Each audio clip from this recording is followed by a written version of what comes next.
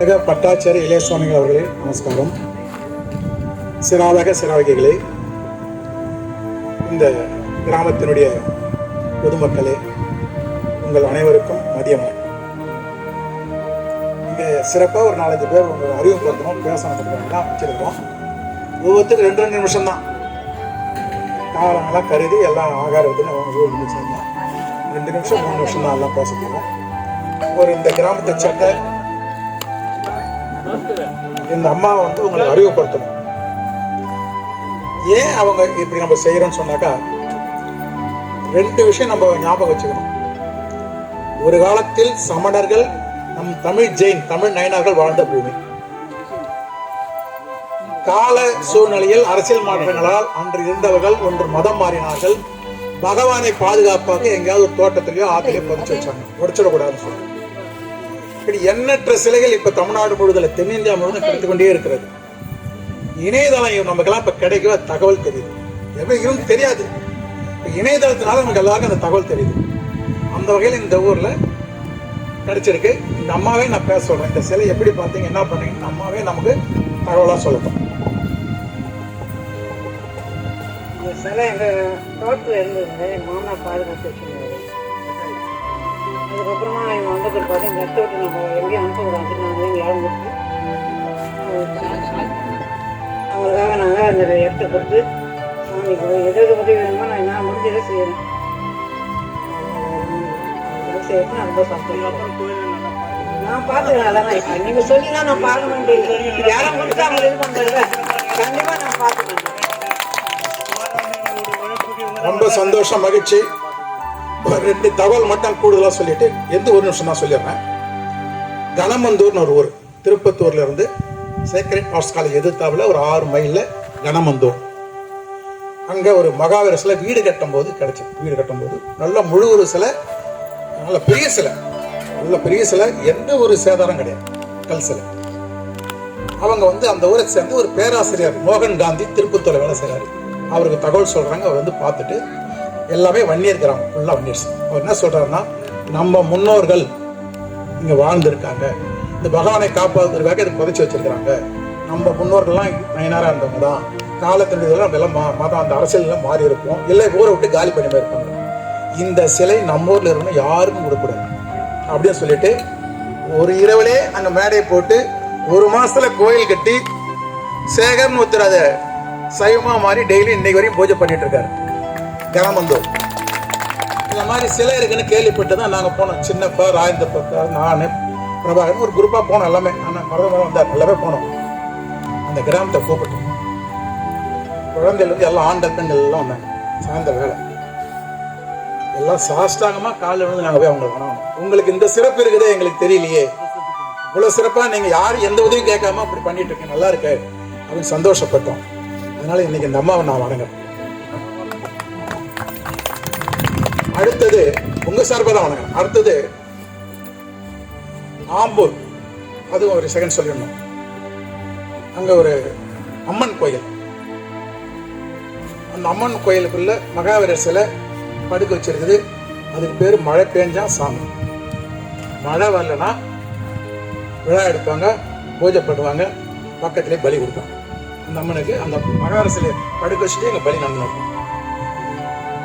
அங்கே ஒரு 4-5 சேட்டுங்க கடை வச்சு இதெல்லாம் கட்டி அவங்களுக்கு தகவல் தெரிஞ்சு பார்த்தாங்க. அதில் ஒரு சாமியார், அவங்க சுவேதாம்பர் சாமியார் வந்தார். அதெல்லாம் பார்த்துட்டு கிராமத்தில் சொல்லி மகாவீர சிலை, மழை பெஞ்சா சாமியெல்லாம் கிடையாது, இது மகாவீர சிலைன்னு சொல்லி எல்லாம் எடுத்து சொன்ன பிறகு ஊர் கூட்டம் போட்டாங்க. இப்போ நம்ம பலி கொடுத்து நிப்பாட்டுறதா இல்லை சாமி கொடுத்துறதா, 2 கேள்வி. சேகர், அவர் பேர் சேகர் நாயுடு தான் தலைவர். எல்லாம் மொழி கிராமம், அந்த ஆம்பூர் பெரிய கிராமம், பெரிய கோயில், அது சென்டரா இருக்கும். அவங்க எல்லாம் சேர்ந்து இல்லை நம்ம முன்னோர்கள் இருந்திருக்கிறாங்க, பகவான் இருந்திருக்குது, நம்ம தான் ஏதோ காலத்தாசம் மாறி இருக்கிறோம், பகவான் அனுப்ப வேணாம், அதுக்கு ஒரு கோயில் கட்டி கும்பிடுவோம், பலியை நிப்பாட்டுவோம். அன்னைக்கு பலியை நிப்பாட்டினாங்க. நாங்கெல்லாம் போய் பார்த்தோம், பூஜை பண்ணி கோயில் பண்ணி பிரதிஷ்டை பண்ணி இன்னைக்கு கும்பிட்டு இருக்காங்க. ஒரு பிராமண ஐயர் தான் 2த்தையும் பார்க்குறாரு, பலி நிப்பாட்டப்பட்டது. இப்படி எல்லா இடத்துலையும் நிறைய வரலாறு நிகழ்வுலாம் இருக்குது. அந்த வகையில் எனக்கு இந்த வரலாறு அமைஞ்சிருக்குது. நன்றி, வணக்கம். இப்போ மரியாதை செலுத்துறேன்.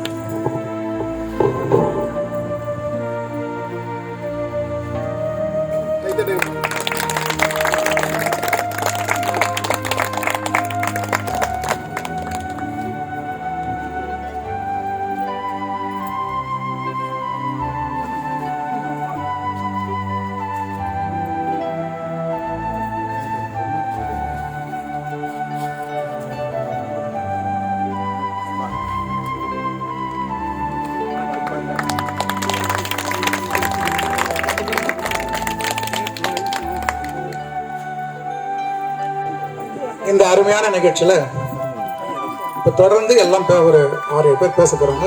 3 நிமிஷம் தான். முதல்ல திருமதி ராஜலட்சுமி.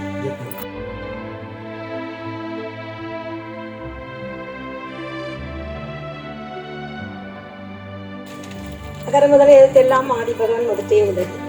சுவாமிஜி சாமீஸ்வர் லட்சுமி சேனப்பட்டாச்சாரியார் அவர்களை வணங்கி, உள்ளூர் பெருமக்கள் அனைவரையும் வணங்கி, வெளியூர்ந்த வந்திருப்பவர்கள் அனைவரையும், எங்களை போல் வந்திருப்பவர்கள் அனைவரும் வருக வருக என்று வரவேற்று, இன்னைக்கு நம்ம மகாவீரர் பகவான் எங்களை எல்லாம் அழைச்சிட்டு வந்திருக்காரு போல் இருக்கு. அவரோட அருள் பார்வையாலே எங்களுக்கு இது கிடைச்சிருக்கு. இந்த ஒரு பிம்பம் இந்த ஊர்ல கண்டுபிடிச்சி, அதுவும் ஒரு அம்மையார் கண்டுபிடிச்சி, இது அவ்வளோ அழகா நேர்த்தியா இதை வழிபட்டு வந்திருக்காங்கன்னா நம்ம ஜெயின் பெருமக்கள் நம்ம ரொம்ப இதெல்லாம் பாராட்டி அதிசயமா இருக்குது இதை பார்க்கறதுக்கு. அவங்களோட செயல் பாருங்க, ஒரு பழைய காலத்து பிம்பம்லாம் கிடைக்கும் போது அது ரொம்ப மூர்த்திகரம் உண்டு. அதுவும் இப்பதான் வரும்போது சொல்லிட்டு சகோதரியா சொல்லிட்டு வராங்க, இந்த ஆத்துக்கு பக்கத்துல இருக்கிற பகவான்லாம் ரொம்ப மூர்த்திகரமா ரொம்ப சூப்பரா இருக்குன்னு பேசுறாங்க. அவ்வளோ அருமையான ஒரு இந்த பகவானை கண்டுபிடிச்சி இவ்வளோ அற்புதமா இன்னைக்கு ஒரு விழாவையும் நடத்தி இதெல்லாம் செய்யறாங்கன்னா எல்லாருக்கும் உங்களை எல்லாரையும் வணங்கி, இன்னும் நிறைய செயல்கள் நடக்குது அப்படின்னு நம்ம நிறைய கேள்விப்படுறோம். ஆனால் எங்களால் பார்க்க முடியல, செய்ய முடியல. அது கொஞ்சம் வருதம் இருக்கு. ஏன்னா வெளியூர்லாம் போறதுனா கொஞ்சம் கஷ்டமா இருந்தாலும் எங்களால் போக முடியல. இப்போ சார் சொல்லிட்டு இருந்தாரு, ஆம்பூர்லாம் பெரும்பாலும் முஸ்லீம் ஏரியா, அங்கெல்லாம் ஒரு மகாவீர சிலை பகவானை கண்டுபிடிச்சி இவ்வளவு சிறப்பா அகிம்சையும் அங்க நிலைநாட்டு வந்திருக்காங்கன்னா, இதுக்கெல்லாம் நம்மால முடிஞ்ச நம்ம பெருமக்கள் ஒவ்வொரு இடம் போய், பெரும்பாலும் இளைஞர்கள் தான் இதுக்கெல்லாம் போனா ரொம்ப நல்லா இருக்கும். ஏன்னா ஏஜுக்கு பிறகு அவங்களால எல்லாத்தையும் மனசுல இருக்க செயல்படுத்த முடியாது. ஆனால் நீங்கள் அனைவரும் எந்தெந்த நேரத்துல அவங்க போய் விழா வைக்கிறாங்க, மாசம் எல்லாம் ஃபங்க்ஷன் பண்றாங்கன்னா, நீங்க அனைவரும் இதுக்கு ஒத்துழைப்பு செஞ்சீங்கன்னா நம்ம ஜெயின சமுதாயமும் நல்லா இருக்கும். நம்ம கொள்கையை கொல்லாமை கடைபிடிக்கத்தான் நம்மளோட கொள்கை. நம்ம அதில் வேற்றுமை யாரையுமே பார்க்கறது கிடையாது. எல்லாருமே கொல்லாமை கடைபிடிக்கிறது தான் முக்கியமானது. நம்ம வழிபடுத்துறோம் பகவானை. இன்னைக்கு இந்த இடம் வந்ததுக்கு ரொம்ப மகிழ்ச்சி. உங்கள் அனைவருக்கும் வணக்கம் கூறி, ஏற்பாடு செய்த அனைவருக்கும், எனக்கு வாய்ப்பளித்தவருக்கும் நன்றியை கூறி விடைபெறுகிறேன்.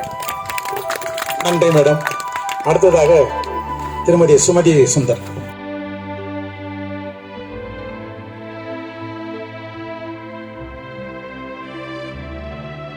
சித்திய பேகா, நம்ம சித்திய பேகா. சாமிஜிக்கு எனக்கு பெரியவர்கள், தாய்மார்கள், குழந்தைகள் அனைவருக்கும் என் வணக்கத்தை தெரிவித்துக் கொள்கிறேன். அதாவது சின்ன வயசுலேருந்து எங்களுக்கெல்லாம் தப்பு பண்ணலன்னா கூட போலீஸை பார்த்தா பயம். அது மாதிரி இப்போ பேச மாட்டேன்னாலும் பேசணும்னு சொன்னவருக்கு பயம். ஏன்னா அவர் சொன்னதுனால நாங்கள் பேசியே ஆகணுன்ற பயத்தினால கூட பேசியே ஆகணும்னு பேசினேன். எனக்கு ஸ்டேஜில்லாம் அதிகம் பேசி பழக்கம் இல்லை. ஆனால் எங்கள் ஊர் பாஸ்கர் சொல்லுவாப்புல, எப்பவுமே இந்த ஊருக்கு போறான் நீ, அந்த ஊருக்கு போறான் நீன்னு அடிக்கடி எங்கே போனாலும் சொல்லுவார். ஆனால் இதுந்துனியும் கலந்துந்தே கிடையாது. இதான் முதல் முறை. இந்த முதல் முறையில் சொல்லுவார் எங்கே போகிறோன்னுட்டு. ஆனால் எங்கேயுமே இதுந்துனியும் போனதில்லை. வந்ததும் இதான் முதல்ல. பேசுறதும் நான் ஸ்டேஜில்னு பேசுறது இதான் ஃபஸ்ட்டு. அதனால நான் ஏதாவது தெரியாம பேசியிருந்தாலும் என்னை மன்னிச்சுக்கும்படி கேட்டுக்கொள்கிறேன். இது உடன் எல்லாரும் செய்தவங்களுக்கு மனமார்ந்த நன்றியை தெரிவித்துக் கொள்கிறேன். வணக்கம் மேடம். நீங்க பயப்பட வேணாம், போலீஸ்லாம் நான் ரிட்டையர் ஆயிட்டேன். அதுக்கு அடுத்தது திருமதி ஜான்சி.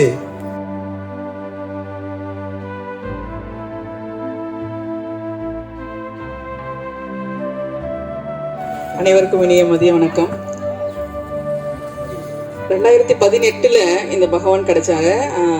திரு ஜீவா அண்ணா அவர்கள், திருக்கழுக்குன்றம் இல்லைங்களா, அவர் அவருடைய முன்னேற்பாட்டால் இந்த சிலை கிடைச்சி இந்த இடத்துல அகிம்சை நடை மூலமாக ஒரு கற்சிலை வடிவமைக்கப்பட்டது. இங்கே உங்களுக்கு தெரியும் இல்லைங்களா, நடுவில் இருக்கிற அந்த ஸ்டாச்சு அது வரைக்கும் வச்சுட்டு அகிம்சை நடையால் அந்த கற்கோவில் கட்டப்பட்டு அது பராமரிக்கப்பட்டது.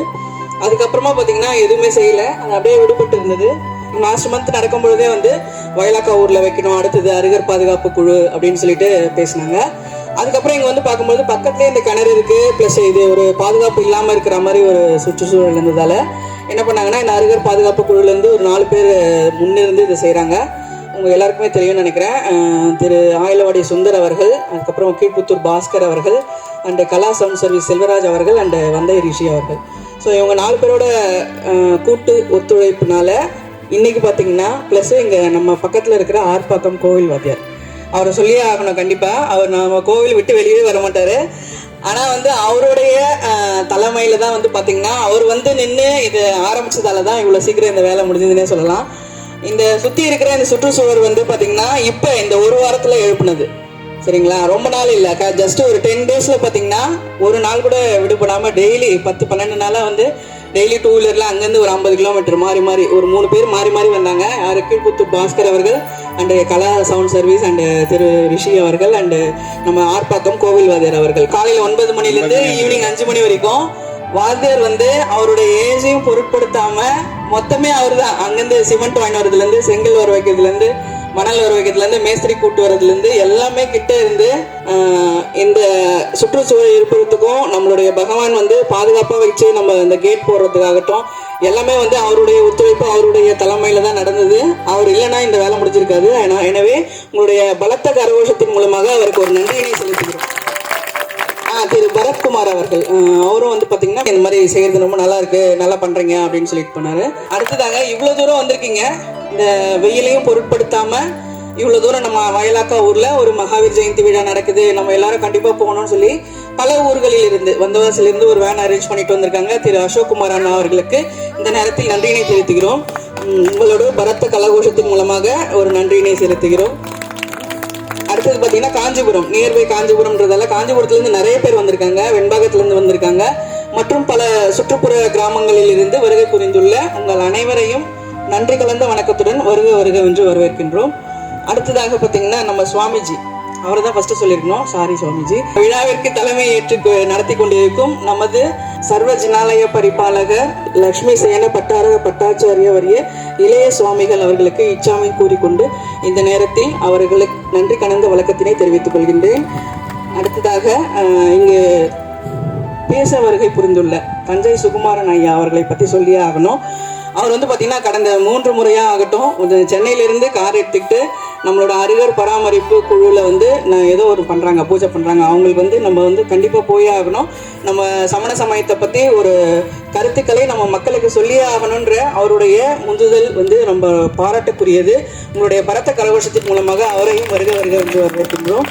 அடுத்ததாக திரு ஏசிபி ராஜேந்திரன் ஐயா அவர்கள், காஞ்சிபுரத்தை சார்ந்தவர், சொந்த ஊர் அருகாவூர், ஆனாலும் காஞ்சிபுரத்தில் தற்போது வசித்துக் கொண்டிருக்கிறார்.